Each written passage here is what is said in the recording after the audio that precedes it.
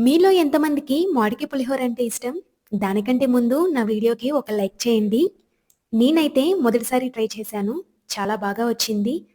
మీలో ఎవరైనా ఎప్పుడూ మామిడికాయ పులిహోర తినకపోతే నేను వీడియోలో చూపించినట్టు ట్రై చేయండి. పిల్లల దగ్గర నుంచి పెద్దల వరకు అందరికీ నచ్చుతుంది. మా పాపకి మామూలుగా పుల్లగా ఉండే ఏ డిష్ అయినా చాలా ఇష్టంగా తింటుంది.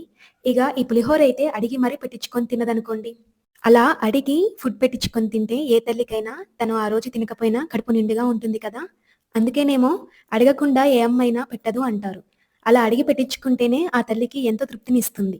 మీరు కూడా ఈ మ్యాంగో సీజన్ అయిపోయేలోపు ఒకసారి ఈ పులిహోర ట్రై చేయండి.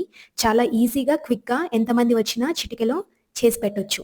మీకు ఈ వీడియో నచ్చితే ప్లీజ్ లైక్ చేయండి. అలాగే సబ్స్క్రైబ్ చేసుకోండి. మీరెవరైనా కొత్తగా మా ఛానెల్‌ని చూస్తున్నట్టయితే ప్లీజ్ సబ్స్క్రైబ్ చేసుకోండి. అలాగే మీ ఫ్రెండ్స్, ఫ్యామిలీ మెంబర్స్‌కి షేర్ చేయండి.